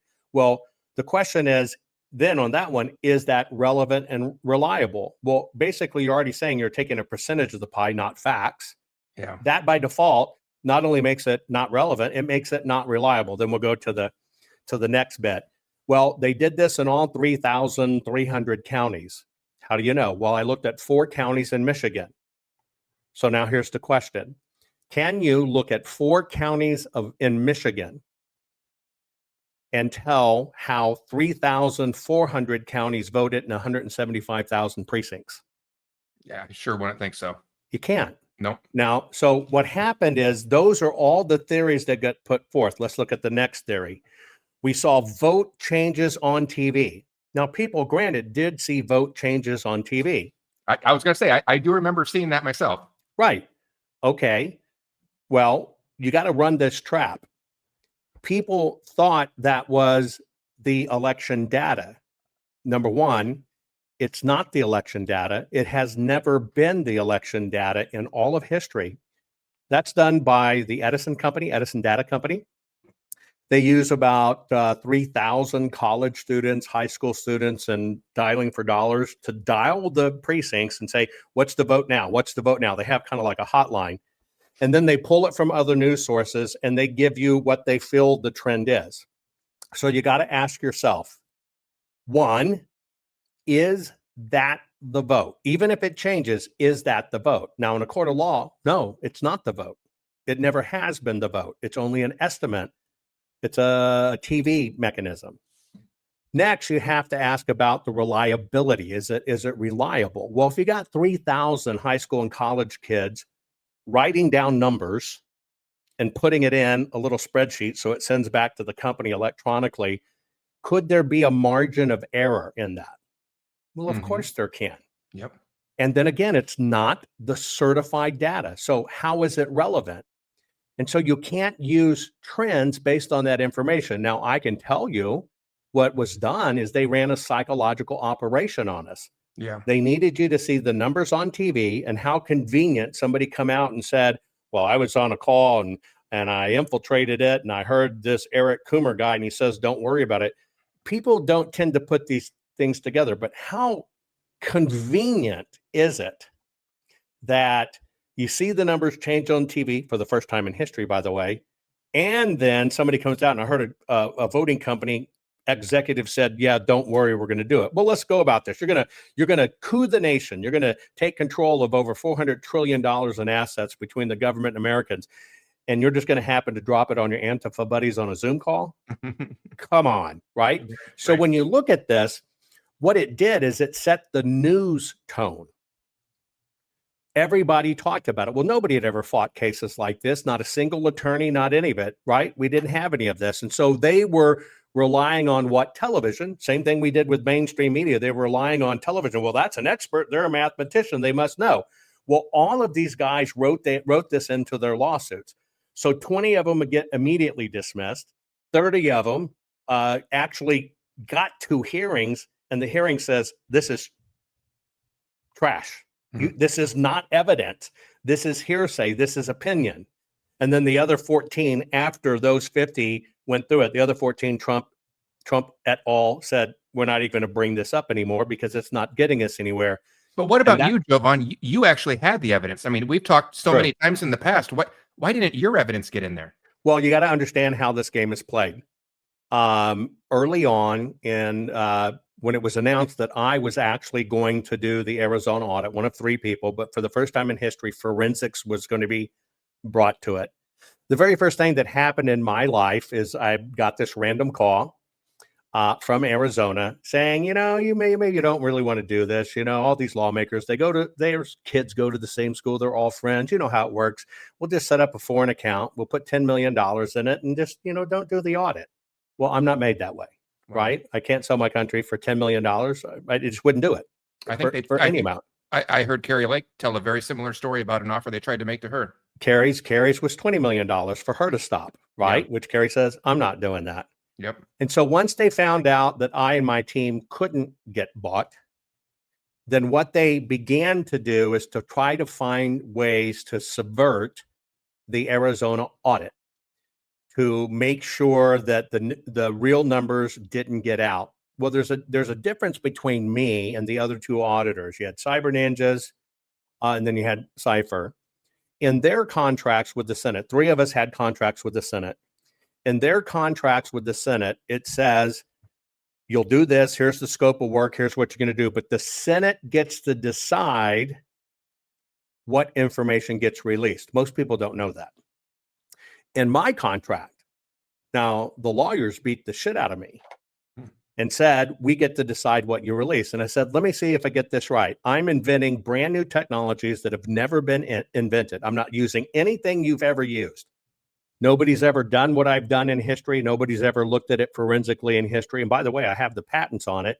And so you're telling me that I can't release what that is. I says, well, let me tell you how this works. Number one, you may have the data, but I own the expression of the data by law because I express it and show it and prove it where nobody else is before. And that's my data. And if you don't like it, then I won't do the audit. Well, they tried hook and crook thinking they ran me off. And I said, look, you can decide. So they thought they had gotten rid of me and they were all excited about it, right? Because I said, I'm not going to do it. If I don't see them all and you don't understand this, and I'm not going to look at a fraction of it, I'm doing every one of them just like you promised America. Well, they were all excited, thought they got rid of me. And I said, but just so you know, and I'm telling this to senators, just so you know, I'm going to go and I'm going to tell the public that what you told them, what you promised was absolute bullshit. And you're not going to look at all the ballots. And so that generated about 60,000 phone calls to the Arizona Senate, which shut down the entire Arizona switchboard. And people said, you said you're going to do it, you better damn do it.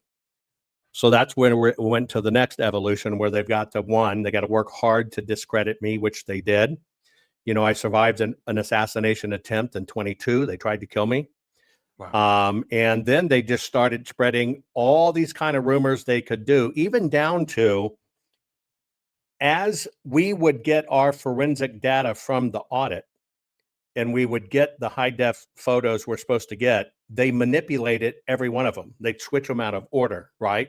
They'd jumble them up. That way the systems couldn't read them. So I had to force everybody in Arizona to go back three times to redo them. Wow. To get them right so we could get the information and get it done. There was so much underhanded sabotage. But you have to understand what I do. When it comes to a ballot, it either is the right ballot or it is not. It either is on the right paper or it is not. It was either sent through the mail or it wasn't. It was either voted by a human. If it came through the mail, it can't be voted by a machine. It is either a duplicate or it's not. It's either the right color or it's not. It's either the right precinct or it's not. All I do is look at facts compared to exactly what the guys certified. That's what they couldn't allow to happen. They can allow theory and hearsay to go to court anytime they want. But let me take you through just one day. So I'm going to take you through, as I told you earlier, they count election day first. Well, if you remember the thing about SharpieGate. Oh, yes. Okay. So I broke that and I said, the Sharpie's the rig. And here's how it works. They bleed through, they confuse the machines, and the machine gets to temporarily suspend it. Okay? Yep. And so here comes election days. So let's just say we're talking about 150,000 ballots. When they forced all those people to vote with Sharpies, just like I said it was going to cause, it bled through the paper. So those 150,000 ballots had an extra 2.1 million votes on them. That's how bad the bleed through was. Wow. Well, it's kind of like spilling coffee on a ballot. The machine doesn't know what to do with it because the vote's all over the places. So what it does is it suspends it. It doesn't cancel it. It doesn't change the vote. They know what the vote is. It just suspends it. Now, put that in your little hopper of evidence. Let's go back here. Now we're looking at the evidence trail. What tells us that that anomaly is part of a system, not just a random act? Well, here's a few things. It was the first time in history that officials demanded you used a Sharpie. Yep. They demanded it. Mm-hmm. The county came out and said that for the first time in history, they came out and said, we use vote secure paper and they won't bleed through because it has a protective coating. First time it ever happened. Well, the paper company knew I was going to do an audit. The paper company who cared about their reputation called me and said they didn't use the right paper. They never placed an order for it. Wow. So now I have inside information.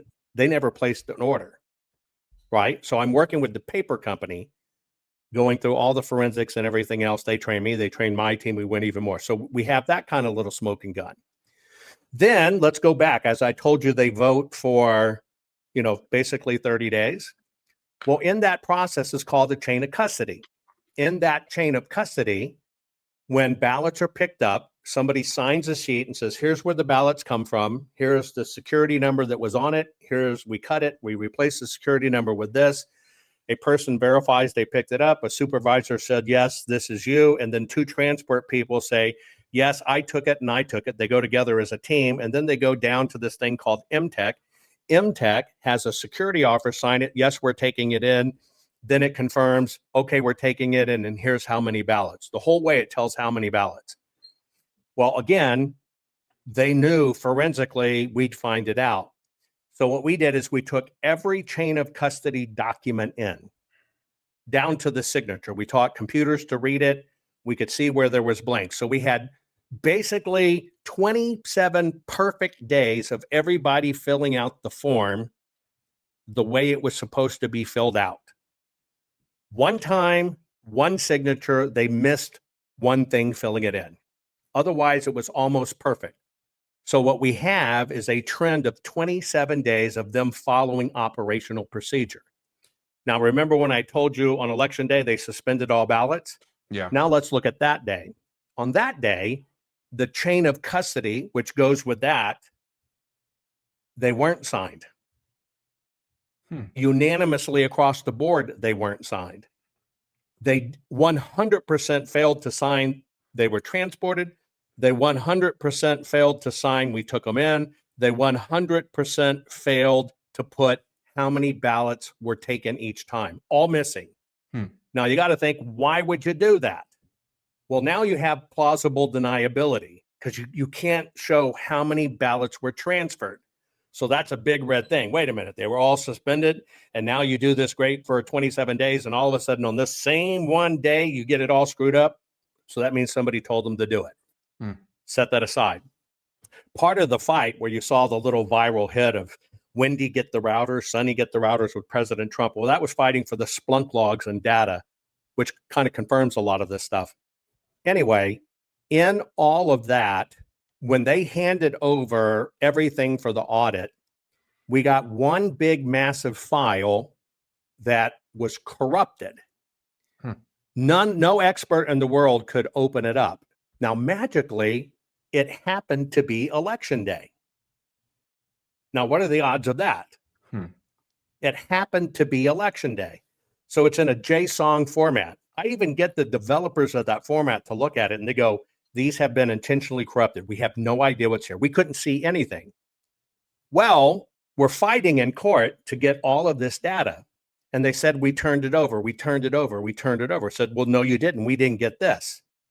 We go right to court where the subpoena says you hand it over, you go into jail. And then magically they find this one drive out of all the drives. And magically, here's the drive. Now, what's interesting about the drive is that drive did have all of those ballots, but every single one of them were manipulated and changed. All of the file structures were changed. All of the date were lopped off and gone. And they gave us this drive. It says, well, you didn't ask for the ones that were archived. Total crap. So when we go in and look at that, we can see where this is what they say went to the machine. And it's all these election day ones, which were suspended. But what they don't have is the image of the actual ballot they counted going into the machine. It automatically makes an image. So we got a ballot they saying is real. We have an image missing of right when it goes in the machine. Magically, they have the one that says, no, this is how it was voted, and they counted it, but we didn't get any of this till months later, right? So that's another one.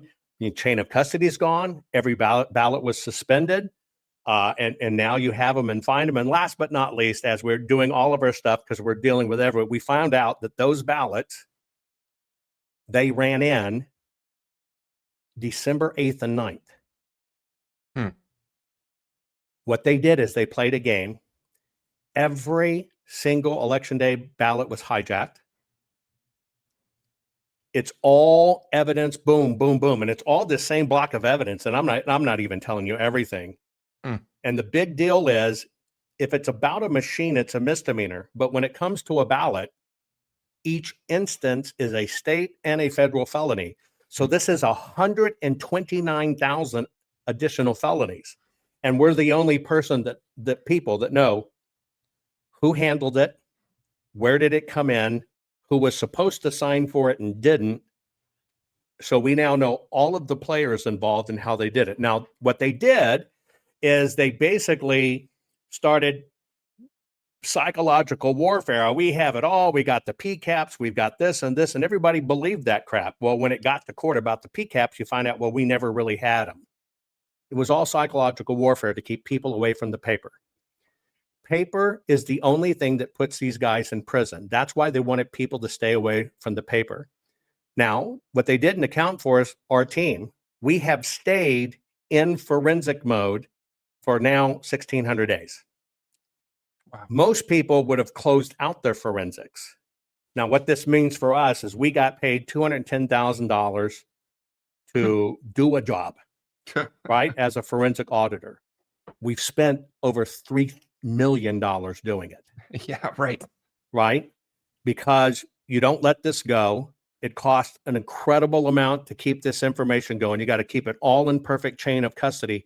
What they try to do is they try to break you to try to just get you to stop. And then they can say, well, you closed it out. How do we know this is even the right stuff? So we've just come to the point, because I've reached in my pocket to do this, that we need outside help. We've never raised money before for what we do, right? We've never had a fundraiser before, but we're now at the point that this is some of the most critical and only evidence that exists. Everything for 2020 has been destroyed. We're the only ones that have everything. You can recreate the entire election. Now, why is it important? Maricopa is the 4th largest county in the United States of America, the 2nd largest voting block of people in the United States of America, and it has a larger vote than even most states. It's historic. It has never been done. And even if you go back to the hanging Chad scenarios, that was about 64,000 ballots. This was 2+ million. And so not only is it historic, but it's kept in perfect chain of custody. So we just need some help carrying it through. So we have set up a GoFundMe. This is how they play the game. They have tried to sweat us out all of this time. They have done everything they can to not have this evidence come to light. We're just fighting to keep it alive because, we're just at the point now. I've willingly done it and spent millions to do it. I care about my country, but you can't keep doing that. You can't just keep hemorrhaging and bleeding. They're going to pull this stuff in the midterms. We've got to keep all of this data alive at least till the end of 27. So we're asking for some help to do it. Now, what's even more important, if we go bigger than our GoFunding needs, which you can see, it's at givesendgo.com/save the evidence 2020. It's the Arizona Audit Archive. So it's givesendgo.com/save the evidence 2020. If we go over that amount we need just to protect it, we have 5 new forensic methods that we have developed since the election that we can even cross-confirm. Now, here's the point.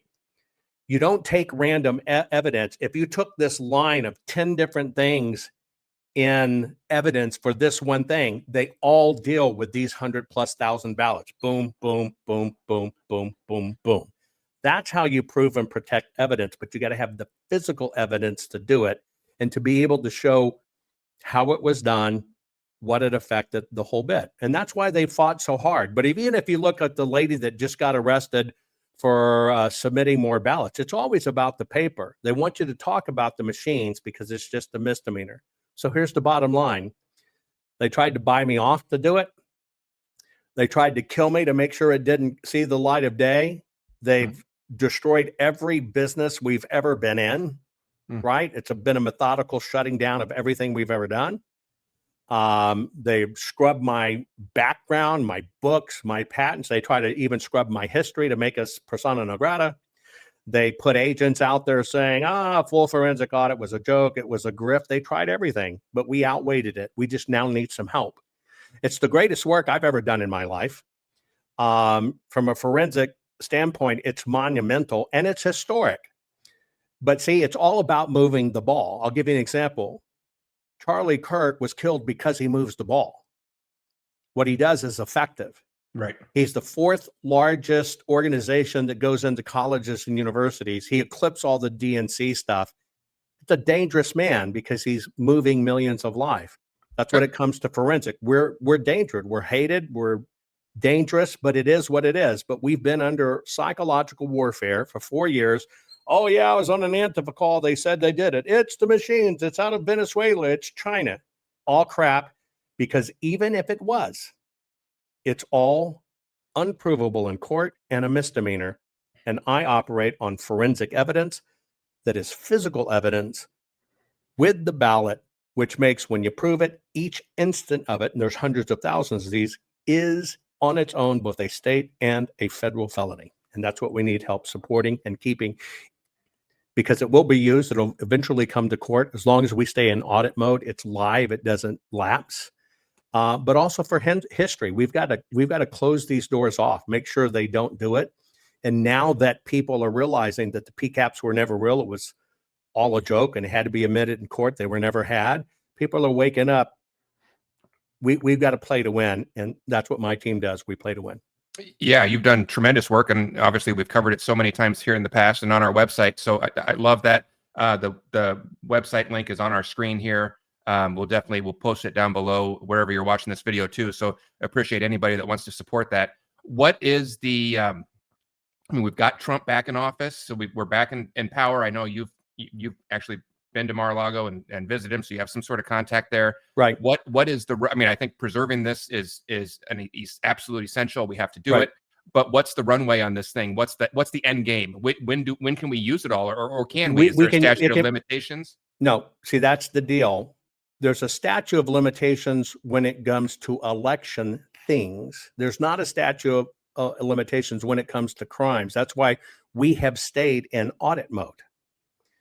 And that's why we have to keep on doing and discover. That's why I've got, 5 more programs we can do to verify this stuff, but I'm not going to develop them now, because as we develop them and do them, it helps bring all the other stuff back in. So we're not subject to the same things a lot of people are subject to. But I look at people like Stacey Abrams, they raised $2 billion. The left has the rig because they keep their people going. The right is kind of wishy-washy. Well, but this is evidence, folks. You know about hanging chads. Yes. And that was 64,000 ballots. We're talking, let me give you an example of what we did. And I think most people don't know this. Well, hang on. Before you do that, I just got to correct the record, Jovan, because Stacey Abrams needed that $2 billion to send refrigerators out to rural countries, communities. She needed it, Jovan. The biggest refrigerators in the world, right? She is the refrigerator. Anyway, for the Maricopa audit, which is the only election ever in American history that has been forensically documented and examined. Now, it was all kinematic to begin with, because when they were looking at hanging chads, they were looking at the movement of the paper. I just took it to the next realm of AI, computer vision, and machine learning. We processed in that audit, if you remember all the colors on the floor, and the press beat the hell out of me because it looks like Power Rangers and it's goofy. No, it's because, remember, it was all filmed to document everything. And so by watching those colors, even down to the lines on the floor, folks, if you go back and look, you'll see like yellow team, and their tapes would be yellow. Why did I do that? Because if I saw a yellow person go outside that yellow tape and go over to a blue team, I knew something was up. It was so tightly managed and thought out. Well, what we did, very smart, very professional, very smart. Yes, thank you. It was the first time in history it's ever been done. It was impeccable. See, now where people can say, well, I think it was a theory, and here's what it is. In my stuff, as we show evidence, let's just talk 100,000 ballots. Hypothetically, I can show in court, if it pleases the court, go to pallet number 42. And in pallet number 42, there are going to be 38 boxes. Go to level 4 on the box. It's going to be the 4th box on that level. Open that box. Here's the number on it. When you open that box, you're going to find 8 batches of ballot. Pull batch number 7. When you pull batch number 7, there's going to be 198 ballots. Go to ballot number 71. We're the only people in the world that can do that. That's what we designed it to. So we did 20,895,610 forensic photograph digital images. That's what we did. Now that resulted in us creating, because remember, it runs through the programs. It's got to show, here's what it was. Here's the evidence. Here's why. We created 208 million forensic evidence proof files. In order to do that, our systems processed over 56 billion forensic measurements. And if you look at those measurements, we actually processed over 2 trillion base computations to understand what happened. I can tell you if the person was left-handed, right-handed, what type of pen they used, down to everything, down to finding exactly where that ballot is so that ballot can be pulled and proven. So this is not hopium. This is not, well, just believe this mathematician and it sounds cool and hip, or think it went to China and they did it hokey pokey. I'll give you an example. This will help bring it home for you. What we're talking about right now is hardcore provable forensic evidence. It's like fingerprints, shoe prints, hair, DNA, you name it. It's got to be physical. You're hearing that 30 white hats saved the 2024 election and kept President Trump's votes from being changed. Now you're hearing stuff like that, and it was in Serbia.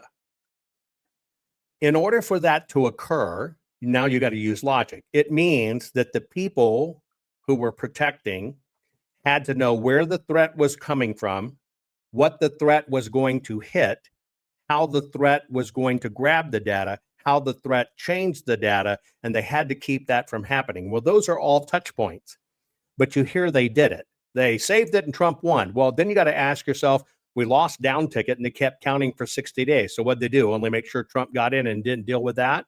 But then you got to go to the next logic side. We don't know who these people are. We keep hearing it. But you do understand in order to do that, they would have to be on every election server, seeing every vote as it came in and went out, seeing every vote as it changed, seeing the programs that did it. Now, that'd be hardcore evidence to shut down everything down. That's the holy grail of digital evidence. Right. But we don't see any of that. We're just supposed to believe 30 people saved the election. That's all vaporware. I don't deal on that side. I deal on hardcore physical forensic evidence. 2,000 people volunteered over a month of their time to do this. It's the only time it happened in history, and unfortunately, maybe the only time we get it. But it is the only rock solid, absolute physical, prosecutable, in-court evidence proof. We've kept it alive. We desperately need your help to keep it alive. We have the patience and the fortitude to get there. But even just for the historical record part, or when this comes to the Supreme Court, the evidence is massive, and we can't let this evidence just fall off a cliff. How did Elon Musk know so early in the night on election night that Trump had won? You've heard those reports, right? That he announced Trump had won and then he flew down to Mar-a-Lago.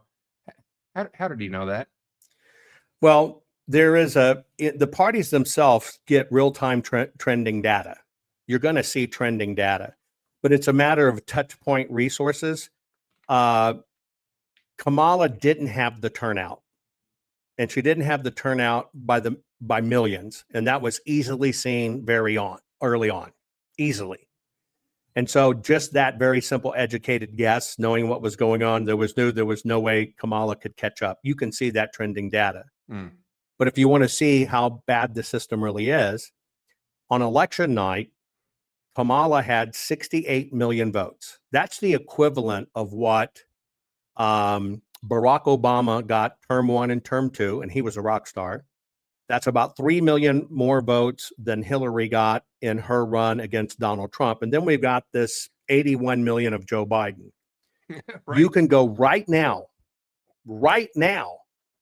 and you can Google 2020 election night results. You can look it up. It'll be served by Reuters or the Election Commission. Even though Kamala closed out at 68 million and change, since the election, she has been risen to 75 million votes. See, they've quietly kept adding them because they're trying to close that gap of where it looks such an anomaly for Biden. Yes. So they've continually, since election, 9 months, have been adding votes to Kamala. She's almost up. There you go. You can see it's almost up at 75 million. Right. They have been progressively adding. Right. No, that's Biden. That's Biden and Trump. Look at Kamala. I got it. Yeah. I got it. I just wanted to give that 81 million for reference, but here's so that's 81 million. So what they're doing is they're trying to close that gap. So Kamala closed out at 68 million. They have continually added. Look at that, 75. Yeah, they have continually added over 9 months because they're trying to make that 81 look like it was kind of real, even though it never was. Yeah. That's the leading indicator that you need to know. They're going to pull this again in 26. They're going to sweep House and Senate. They're going to impeach President Trump. They're going to do it under the emoluments clause that basically says you took things you shouldn't have taken. And we have this damn $400 million jet that was accepted for Air Force One. That's their plan. That's what they're doing. That's the coup. And you can see right there how they've been trying to hide those numbers to make them valid.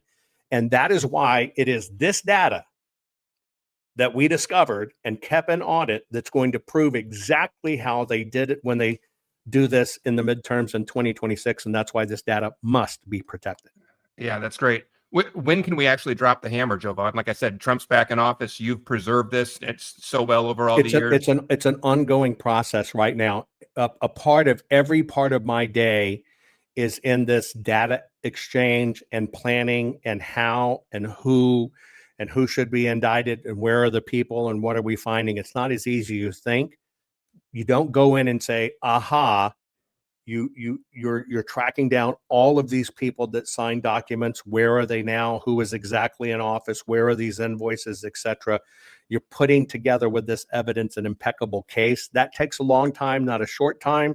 And the whole time the RNC is trying to keep people away from the real information. So do I know when? No. Do I know what's coming? Yes. Do we need to make sure we have it? Yes. Will it get more important as every day goes on? You better believe it. Yeah, of course. I mean, I think this is great. Everybody, please support that. The link's on the screen if you can. If you can't, I certainly understand that too. But anything helps. It doesn't matter what it is. But this is the only time it's ever happened, and we've never raised money for it before. Now we need help. But it just seems to me, Jovan, and maybe things are happening behind the scenes and you can't say here, but it seems to me like President Trump should have you connected with Pam Bondi and someone in the DOJ. And well, you got to understand how it works. So let me give you those idiosyncrasies. President Trump and the administration can't foot the bill for this evidence. It was an independent audit. Mm-hmm. So there's no way they can foot the bill for this evidence. It's just not the way it works. They assign their researchers and or prosecutors. Everybody checks the whole thing, but it's up to us to keep it alive the whole time, right? So it's not like they can swoop in and go, here you go, because you can't, quote unquote, buy the evidence. You follow what I'm saying? Sure. Court will boot that left and right. And that's what's been the fight the whole time. So it's not like you can do that. There are rules. It has to be the will of the people. I am the expert witness. And so I can't sit there and basically file the lawsuit because I am, in fact, by default, the expert witness. I have to stay in the expert witness mode, right? Right. There's just rules and regs, and I'm telling you, it's such a pain in the ass. It's ridiculous. Yeah, no, I get that. I just, like so many other things, I wish we were seeing more out of Pam Bondi's office, and she should be working on this and calling you in. Yeah, frustrating. Okay, well, let's definitely preserve that evidence. Is there anything that can be done to catch some of this in real time in the midterms? Yes. It's kind of a catch-22. People to this day still believe there was such a thing as all the evidence was caught being shipped to China. 3,000 some odd counties have the PCAP evidence. We have it all. We're going to show it and prove it. It's still not registering with them that it never existed. So it's very hard to get people to understand what is real evidence. Now, I've done a four-part series, on prosecutable evidence and what it is. It has to be firsthand account, and there are rules. And so where we're at square one on a lot of this is we have to move America along at the same time. And I'll use that example we used earlier. Everybody says, I saw him change the vote on TV. I saw him swap it and give it here. That's not evidence. It's not even the vote, but they did such a massive media campaign of getting you got to believe it's the machines. And so for the first time in history, the numbers changes on TV. Well, that convinced you it was the machines. It's been such a large psychological warfare that it's very methodical. We have to get over it. And it's not just America, it's lawmakers. Well, we got it all. It went to China and it went to Italy and went to this. You'd be amazed at what some of them believe. And it's been a very slow, major re-education process. So that's what we face at the hardest point, is rewiring people to understand what is true evidence in elections that is prosecutable. Yeah. Let me ask you a related question about elections, but a little bit different topic. Since, I mean, I don't think anybody's more educated in this than you. So since I have you here, are you seeing any progress for midterms? Some mix of the deportations, some mix of maybe a new census, some mix of the state redistricting, and then some mix of maybe fighting against these mail-in ballots. Are you seeing any of that stuff maybe having a big impact on midterms? Yes and no. Let me tell you why. For the redistricting that was done in Texas, which was great for Texas and benefited Texas, Newsom pulled the same gig and redid it for California to have California get more to make up that difference. The president of the United States cannot dictate the rules of the election. Now, even though he has executive orders and stuff being drafted that says get rid of mail-in ballots, he can't dictate that. The best that could be done, if it could be figured out how to do electorally, says you can't, or how to be done to the electorate, is that you can make sure that president and Senate can only be voted in person and not on a ballot, but you have the rest on the ballot. See, the president can't make rules for the state. And people don't understand that. We have 50 elections, folks. We don't have one.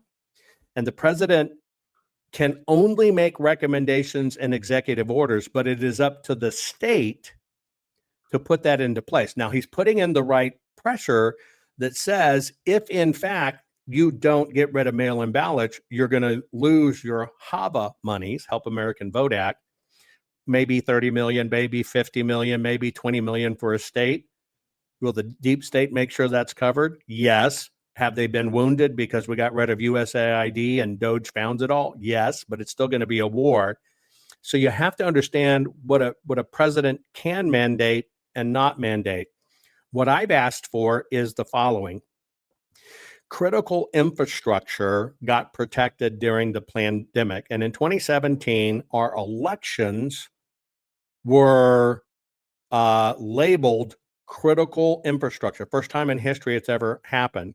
And so I've consulted the administration and other lawmakers that under critical infrastructure, that we can say our elections have been hijacked. We know the numbers aren't right. We know they're not being administered right. Therefore, we're calling it in under critical infrastructure. We've got to correct this. Then we have a slippery slope. That slippery slope is that the system wants to federalize our election. It basically means whoever's in power gets to decide the rules. And we can't have that happen either. That'd be a horrible disaster. And so it's walking a fine line between what can we really do with existing laws in the book, like critical infrastructure, et cetera, to get certain things done, but not open Pandora's box where it goes too far that we've actually federalized the elections. And if we ever do that, America would be over. Wow. Okay. One other random question, but also related to elections. Is there any point that we get to some sort of solution, some sort of blockchain solution where the votes are all recorded on a public blockchain and can be audited and verified? Or is that the wrong way to go? Not more tech, we need less tech and just paper ballots and just leave it at that. Ironically, for this one, I'm for less tech. Let me tell you why. First off, in America, we have what's called secret ballots. You can't tie a person's name and ID, voting ID, to the actual physical ballot. That's supposed to be kept a secret. So blockchain would be kind of hard to do. However, the post office and other people are trying to get it to where we vote on our mobile phone. If we ever end up voting on our mobile phone, we're dead. It's over. Tell me about that. Well, they're trying to say the way to make it secure or whatever, it's just on mobile phone. And if it's on mobile phone, we can do a blockchain and they can be, verified it's a real one.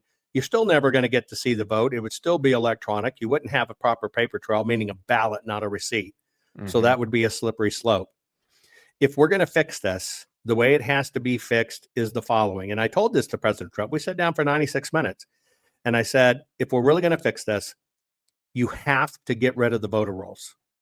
They have to be just totally eliminated. Everybody impugned all at the same time, right? We got to wipe them off the books. Now, you got to remember, that's where the cheating comes from. That's the ammunition for the machine. So everybody goes away at once. Then we've got to have our election day be a national holiday. You have to have a driver's license or state ID. Can't be a college ID, can't be a library ID, can't be a medical card. It's got to be that type of approved ID. And then you show up in person and you vote. It is on paper. It is counted by hand. We've got to get all of our voting precincts. There's 175,000 of them. We've got to get them all back down to about 2,000 people per precinct. I'm a big proponent. It should be 1,000 per precinct. Then it's really manageable. It's counted at the precinct level, and then it's only verified upstream. That's the way to do it. You got to tell America we're going to have accurate results, but you're not going to get them on election night. That's just for TV and that's promotion. And America's going to have to accept it. But in order to get blockchain or anything like that, it's got to go electronic to do it. and it has to be matched to a person to be able to come back. That's what law forbids. But again, I worry about the blockchain part of it. Now, part of it you heard say, well, they're going to be watermarks or currency. The scanners don't read that. They can't tell if it's the right paper or not. And so we can do it right. But what really has to happen, other than paper ballots, 1 day national vote holiday, a fixed time to count it, we're not going to get the results overnight, right?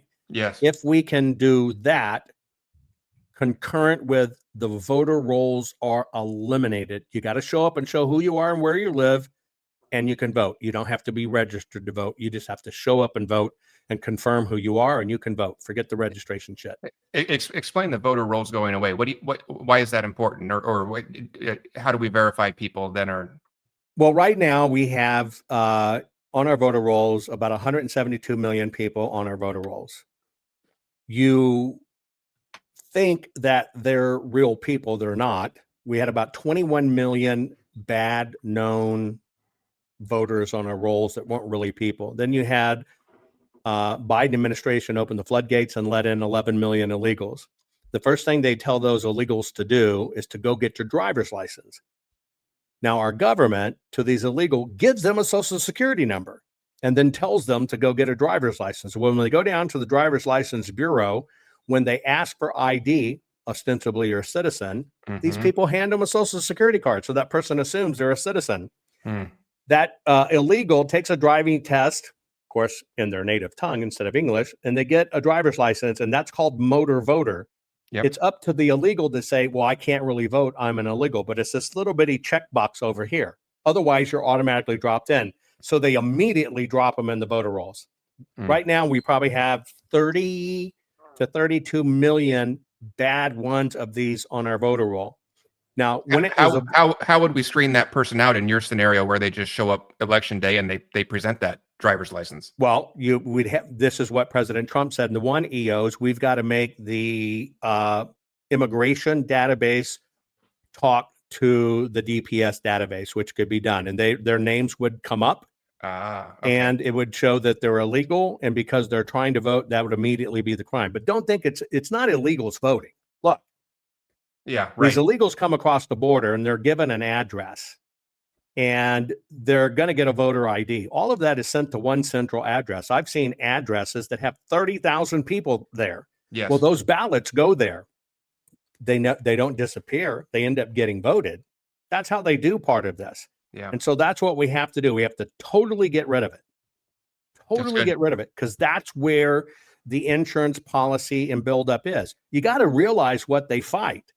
When you look at the left, they tell you they're trying to get rid of mail-in ballots to make it harder to vote. They're trying to have ID, and that's just racist. They don't give a rat's ass if you get rid of the machines. Right. Because what are you going to do? If you hand count a ballot, how do you know if it came from an illegal or not? That's why it's got to be 1 day voting, specifically on paper, with the right type of ID. But you got to make everybody in America feel it at the same time. Now, if you're in a hospital or can't get around, you'll have an exception. We'll get that done. But that can be done. But the voter roll's the rig. That's really where good. It is. It's the rig. Why did we have to? Sometimes I feel like you're my own personal chat GPT. There is nothing I can throw at you that you don't know. So why did we have to get that real ID? What was that all about? They're mandating that now. If you're going to go fly, you got to get real ID. I had to go get one of those and went down to my DMV. It was like the 9th circle of hell being there for 2 hours. First off, do you have a passport? Yes, but it had expired and I didn't realize it. Well, there you go. If you have a passport and you keep your passport current, you are not subject to having to get a real ID. But what is it? What makes it different or special, or is it just another that camera, when they took your picture, ported you into facial recognition? Yeah. And it's just like when you go to the airport now and you give them your driver's and they say, look in the camera, looks like they're checking the picture. No, number one, you don't have to do that by law. You can refuse it. All they're doing is face printing you. And so under the guise of real ID is basically how they're visually face printing as many as Americans as they can and getting people prepped to the point that you have a certain type of ID, which came with the pandemic, that you got to have a health card. And it's all this stuff trying to move us to a civilian credit score system. It's all part of crap. But you always had to have your picture taken for the old ID. What's it wasn't face printing. It's completely different. It's a new set of cameras, new set of data. really? It's not just taking your picture. It's plotting your face like a fingerprint. Well, that makes sense, because in the past you would go stand against the wall and they'd take the picture with the camera. You got to stick your head in this box to get your real ID. It's scanning you, Yeah. every bit of you. It's all based on your biometrics. They are permanently capturing your biometrics. Gosh, that just seems so unconstitutional. Well, nobody really paid attention to it, and they all do it in the name of security and stuff. But again, it's a total scam. It's I hate it. Total scam. It's like, oh, well, here's your check or your card. You got to put your thumbprint here. No, you don't. Or you got to sign here. No, you don't. Yeah. Even when you're going through the airport right now, and they say, well, here for the camera, you can say, no, I'm not submitting to that. Look at my ID. Look at me. Yes. You are not required by law. You have the right to refuse it. Yes, and you're right. I've done that, and it actually works pretty good. You just walk right through. Here's the other trick. You know, all the people that downloaded the great, wonderful thing that would make you age 50 years or 100 years on your mobile phone. All those Facebook things, viral Facebook stuff. Yeah, all of that was for facial recognition for China. That's how they got all Americans, so many millions of Americans imported in. Yes. You gave them your facial recognition. Yes. When you did it.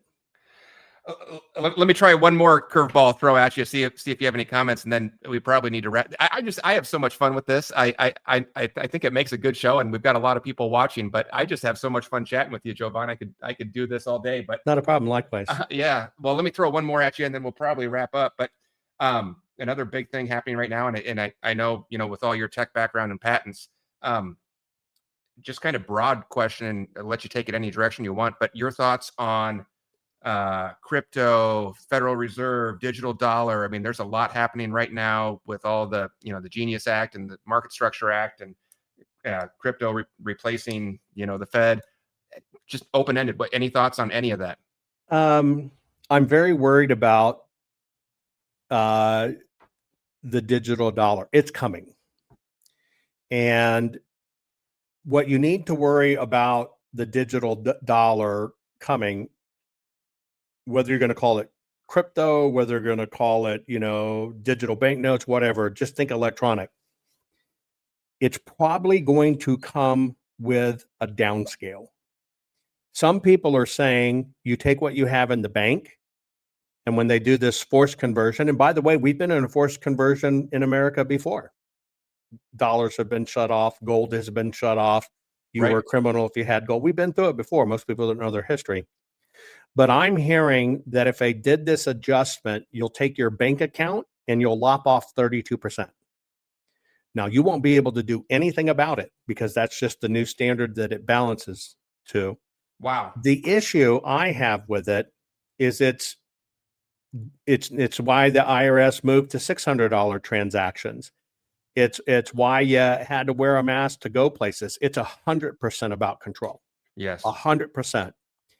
And we're getting very close to the point that they will tell you can buy that, you can't buy that. You think cancel culture is bad? You wait till that gets in the hand of we have a uniparty. We don't have both parties, but you wait till it gets in the hands of wrong people and they want to force you to do things. And that's where it ultimately leads to what you can read, what you can't read, where you can go, how you do it, etc. Even to the point that they can tell you, well, you're not going to be able to use your money for travel or whatever. Right now in Canada, it's happening right now. Yeah. That when you've taken too many plane flights this month. Sorry, you're cut off. That's right. And now when you go to the bank and you want to pull out money, they ask you what it's for. Yes. And if they don't agree with you or think that's a reasonable expense, they don't even give you your own money. Yes. True. It's coming. Yes. All right. Well, I lied. One more question then related to that. No. Again, from your tech background and your patents, the AI, I have so much fun using Grok and ChatGPT, and there's a level where it's great, but it seems that we are going to hit that moment of artificial general intelligence or artificial super intelligence. And I'm not a Luddite. I like tech and I use it, and it's great. And you've got the whole control aspect of AI that I'm not even going there. I'm just going to the impact to society when all of these jobs get replaced. And what do? We roll out universal basic income or what? How do you view that? And what could anyone be doing right now to make sure you're not just completely obsolete in a few months or a few years? We used to have, in the technology world, Moore's Law, which was one of the original founders of Intel, that said, in 15 months, that not only is the technology obsolete, but it's half the price. And it doubles, right? It doubles. The speed doubles, and it gets half the price. That used to be the Matrix. I have never seen anything. It gives me chills going down my spine. So I've never seen anything evolve as fast as I've seen AI evolve. Right. And it's a wonderful tool. It's a brilliant tool, but all tools can be used for both good and bad. Where I worry about AI is in the rule set. Because AI, you talked about getting banned on Twitter. Oh, yeah. Or something like that. AI can make these decisions before you well in advance, and it can really serve you a total line of crap in your own world based on a whole different predictive matrix. Now, it's not necessarily going to be as bad as you think, and it's going on right now. And folks, you can look this up. You think about, robots or AIs doing job. Yeah. Okay. In the advertising world, okay, you're going to have a problem in ad agencies because now AI did it. Well, a long time ago, we used to cut out the letters and paste them to the boards and shoot them through a photograph and wiggle them to make videos, right? We always go through this evolution stuff. You're just going to have to keep up with AI and learn what you can do with AI. If you're in the creative business, learn how to use it to your advantage. Right now, I'm watching some really exciting things go on, which comes down to AI. But even in the world of Caterpillar and dozers, land excavators and stuff, their machinery now can be remote, and you will train on a desktop and you will operate the machine, and you might be 1,000 miles across the continent, but you're digging pipelines and weldings and all kinds of stuff. It's not the replacement like you think. And it's not the replacement. It could, but we're not talking about what could be. We're talking about what would be. So yes, it's gonna make it really hard in the music industry, because now you can pick a topic and a genre and a type, and it'll whip something out for you. It basically is going to make music inauthentic. I think we're going to have markers in AI to know if it was AI created or not. If you know how to look at documents right now, I can tell you what was created AI or not. So we're going to have to go to that extent. But right now, what it's going to affect is the creative arts. First, which it's done. Photographers are going to have a hard time. Creative designers, ad guys, copywriters, lyricists, etc. But I can also tell you on the other side, I have an ungodly amount of medical patents and have done a tremendous amount of research in the medical world. And I can tell you, I can submit, and I've been testing this, I can submit scenarios to AI where I already know the answer from a medical or research standpoint, and AI can be right bang on and nail it. Yes. And so what we're having is a quantum leap in development, which means, and it's a process I'm going through myself. You can create your own AI agent, and it can read, it can listen to every broadcast you've ever done. It can read, I have some, I don't know if it's either 7 or 9 million pages of published work out there. Wow. So that I've got thousands of hours of content behind my training and patents and hundreds of books or whatever. It can take all of that and ingest it in. Yep. And learn how you speak and what is your syntax to think. And I could technically teach it to beat me to my next patent breakthrough, but it can just do it faster for me. It's amazing, but you have to understand how to use it. You have to understand what you can use. Right now, if you ask AI just a generic question, because it's still biased about me, it's going to give you a generic bullshit crap it took from websites.